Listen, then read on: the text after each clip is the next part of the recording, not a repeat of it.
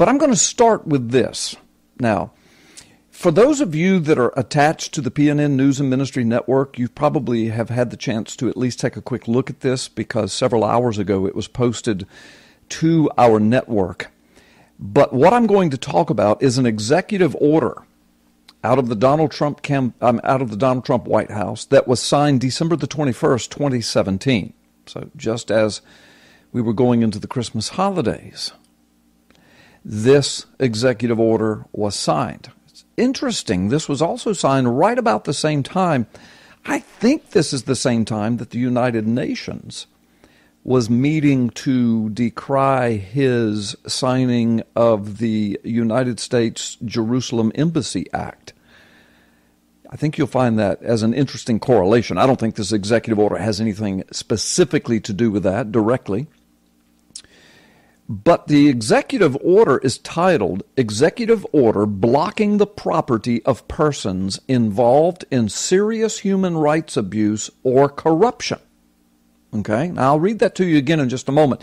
But folks, listen, if you don't know, if you've not heard about this, this is really fascinating. And I've been on the phone today with some people who have some real insight into this and some people who have some pretty deep contacts into Washington and even into the White House that gave me their insight, their opinions on where this could go, what this executive order might be, up to, other than the obvious surface text. And I'm going to read some of it to you. It's not a very long order, and I'm not going to read the whole thing because some of it is not directly related to the first part, and it's the first part that I think is really, really powerful. So I'm not a lawyer. I don't pretend like I'm one. I'm not going to play one on this show today. I'm just going to give you my opinions. I'm going to read some sections from this executive order.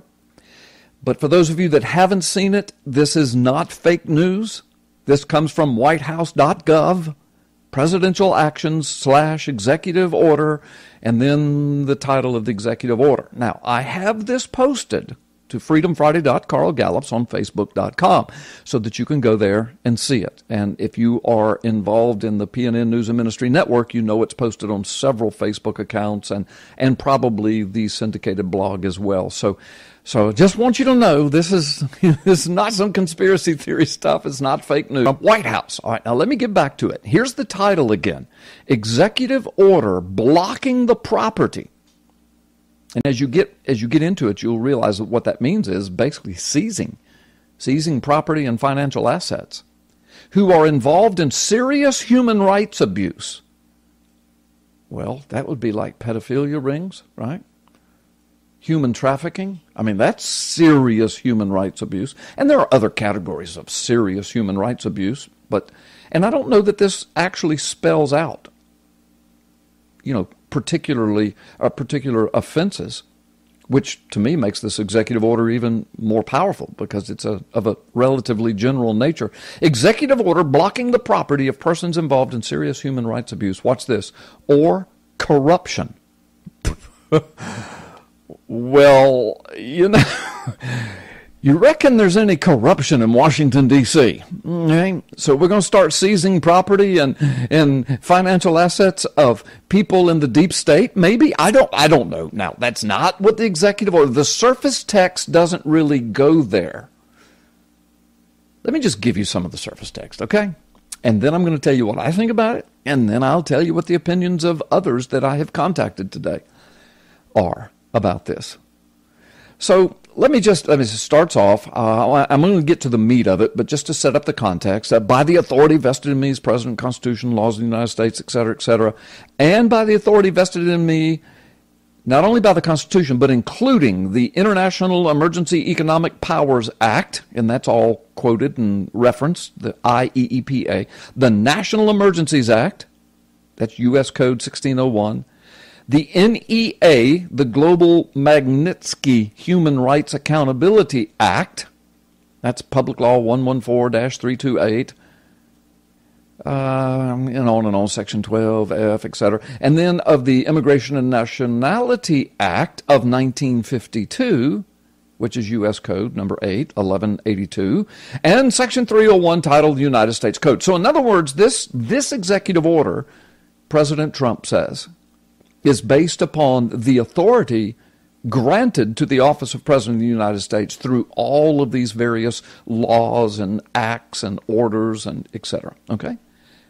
So then he says, I, Donald J. Trump, President of the United States of America, find that the prevalence and severity of human rights abuse and corruption that have their source in whole or in substantial part outside the United States. Now, when you first start reading it, you think, oh, this is dealing with people outside of the United States who are messing with us. Well, surely it is. As a matter of fact, he lists a bunch of those people and nations by name. I'm guessing about a dozen. At the end of this executive order, he calls it the Annex. At the Annex, and then I don't want to bore you with going through all of these names, but I'll give you some of the main players, some of the main countries involved. So he says this is directed at people who are violating human rights and involved in serious corruption in whole or in substantial part outside the United States, such as those committed or directed by persons listed in the Annex, all right, that's the people at the bottom, who have reached such scope and gravity that they threaten the stability of international political economic systems, human rights abuse, corruption, undermine the values that form the essential foundation of stable, secure societies, etc., etc. And then he goes on to describe that and how dangerous it is. And he says, the United States seeks to impose tangible and significant consequences. Oops, the page jumped. Hold on, right when I was reading it. I know your internet does that sometimes. Here we go. All right, here we are. Tangible, significant consequences on those who commit serious human rights abuse or engage in corruption, as well as to protect the financial system of the United States from abuse by these same persons. All right, so that sounds like a very reasonable, and by the way, I'm telling you right now, I like this executive order, and I like where I think it's going, by my opinion. And the opinions of others who are much more intelligent than I am, especially in this area, and who have contacts inside Washington, D.C., and even at least some very powerful indirect contacts inside the White House. They also hold a very similar opinion that I do about what this really kind of is about. Okay, so let me keep reading. It says, I, therefore, that's Donald J. Trump, determine that serious human rights abuse and corruption around the world constitute an unusual, extraordinary threat to national security, foreign policy, and the economy of the United States, and I hereby declare a national emergency to deal with that threat. I hereby determine and order. Now, here's what you want to listen to, folks. Section 1, paragraph A. All property. How much is all? Everything. I guess underwear out of your underwear drawer. I'm not sure. All property and interest in property that are in the United States that hereafter come within the United States or that are or hereafter come within the possession or control of any United States person. Of the following persons, and that's in the Annex, are blocked and may not be transferred, paid, exported, withdrawn, or otherwise dealt in. All right, then it says the persons listed in this Annex to this order, any foreign person determined by the Secretary of Treasury and consult with the Secretary of State and Attorney General, to be responsible for, complicit in, or have direct or indirectly engaged in serious human rights abuse, et cetera, et cetera. Now, hold on, folks. I'm getting to the punchline here in a moment, okay? But I just have to set this up, because if I just read the punchline to you, you're going to say, well, what was the context? Okay, so I'm setting the context right now. And I know that might be a little boring with all this legalese, but then I'm going to kind of translate some of it for you, at least in my opinion, and then the opinion of others.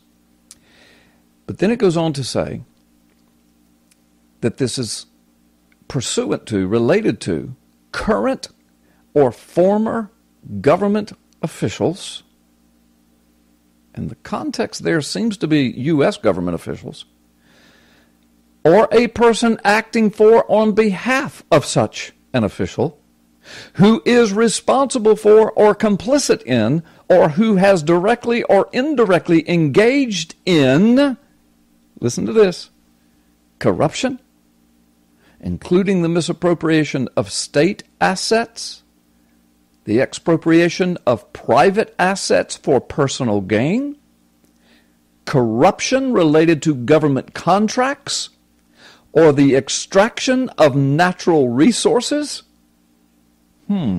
like uranium and Clinton Foundation money and Fusion GPS, and let me keep reading, or bribery, or the transfer or the facilitation of the transfer of the proceeds of corruption.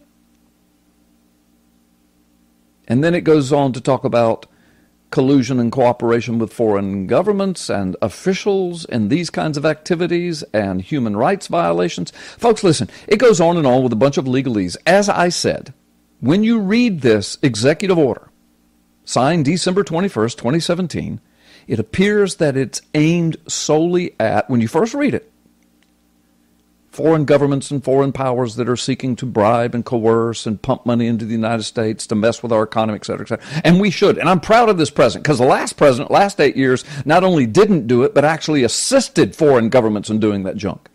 So this president's saying those days are over. But did you hear the language? The executive order says, I'm going after people. If I'm reading it right, and again, I've got some really smart people who have read it and have agreed with me, I'm going after people even in our own government who have been involved in deep corruption and human rights abuses. Could this go to pedophilia rings, pedophilia island, the Clintons, the Podestas? Could this go to Fusion One? Could this go, Uranium One? Could this go to Fusion GPS? Could this go to the Clinton Foundation and all of the folks? I think Donald Trump, now remember, he signed this back in December. And it outlines the mechanisms. You have to go through the DOJ, et cetera, et cetera. He can't just do it himself. But this is powerful. This is huge. I don't know if I did a good job, and we've got to go to break. I don't know if I did a good enough job for you to really understand the power of what this might mean. And if I find out later that I'm wrong in my translation of it, I will come back and make it right. Again, I'm not trying to play lawyer, but again, I called some folks today to kind of check behind me and call other people and to make some contacts with people in Washington or people that have contact. Read with basically what I'm telling you right now, that this executive order can certainly be used as the Trump presidency goes forward in dealing with the deep state. How do you deal with it? You go to these people, you get indictments on like a Hillary Clinton, and you seize everything. And as Mallory's telling me right now, you drain the swamp. I think that's what this is about. I think this year is going to be powerful, and I think it's all going to happen before the midterms, because Trump has got to show the American people what's really going on. I think people are going to go to jail before this year is out. I think important people, powerful people. I'm not going to venture to guess who they might be. I know who I wish some of them would be. I think you're going to hear something about this birth certificate thing, because that all ties in. That's the foundation to a bunch of this. We'll talk about that later as well. If you want to see this executive order, go to freedomfriday.com, Gallups on Facebook.com, or just do a Google search, Executive Order Blocking Property of Persons Involved in Serious Human Rights. And the date is December the 21st, 2017. President Donald J. Trump. Drain the swamp. Make America great again. Freedom Friday. Aren't you glad we've been doing this for so many years? Look where we are now. American Survival Wholesale is proud to sponsor this ministry and their efforts to shed light on the issues that face our nation. As a veteran and Christian-owned and operated company, we support the freedom to express these Christian principles. We all understand the importance of being prepared. After witnessing the devastation of Hurricanes Harvey, Irma, and the wildfires that affected so many, please support this ministry by clicking on the link below and check out the amazing alt media package for our listeners. Plus, if you use the promo code PNN Radio, that's PNN Radio, you will receive free shipping, a savings of up to $200. Just click on the link below, but please do it today. Your support means so much to this channel.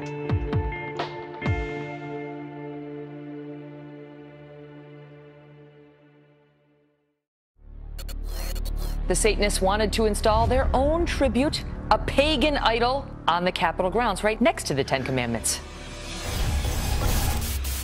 Billions around the planet are witnessing a world in the grasp of sadistic spiritual darkness.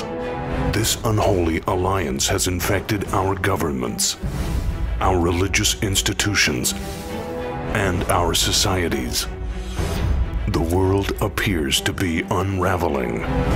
But can the evil behind these dark supernatural forces be defeated?